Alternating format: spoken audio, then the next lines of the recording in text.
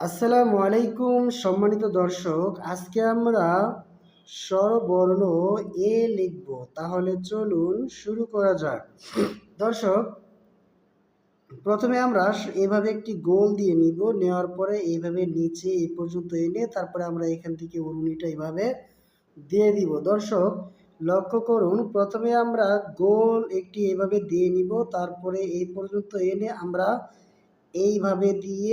এইভাবে উরুনিটা দিয়ে দিব। তাহলে আমাদের এই লেখাটা সুন্দর হয়ে যাবে। অনেকে আমরা উরুনিটা দিতে পারি না, যার কারণে আমাদের এই লেখাটা সুন্দর হয় না।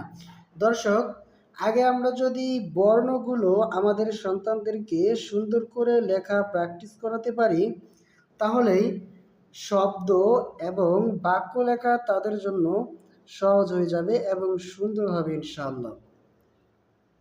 এজন্য দর্শক, আমাদেরকে আগে বর্ণগুলো বেশি বেশি করে প্র্যাকটিস করাতে হবে। আপনি আপনার সন্তানকে একটি বর্ণ যদি 100 বার করে প্র্যাকটিস করান, তাহলে আশা করি লেখার ক্ষেত্রে আর কোনো জটিলতা বা সমস্যা থাকবে না ইনশাআল্লাহ।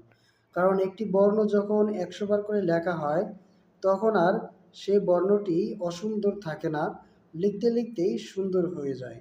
যত বেশি লেখা যায় আমাদের লেখা তত বেশি সুন্দর হয়। কিন্তু আমাদের সন্তানরা বর্তমানে লেখা থেকে অনেকটাই পিছিয়ে রয়েছে। তারা লিখতে চায় না, শুধু পড়তে চায়। আবার কিছু কিছু বাচ্চা আছে, তারা শুধু লিখতে চায় কিন্তু পড়তে চায় না। কিন্তু আমাদের জরুরি দুইটাই, পড়তেও হবে এবং লিখতেও হবে। লেখা যদি সুন্দর হয়, তাহলে আমাদের পড়াটা আরও বেশি পরিপূর্ণতা লাভ করে। কারণ আমরা যখন প্রতিযোগিতা বা পরীক্ষা দিই, তখন আমাদের যদি লেখা সুন্দর হয়, পরীক্ষক লেখার ক্ষেত্রে আমাদের লেখা দেখেই আমাদের নাম্বারটা ভালো দিবে ইনশাআল্লাহ।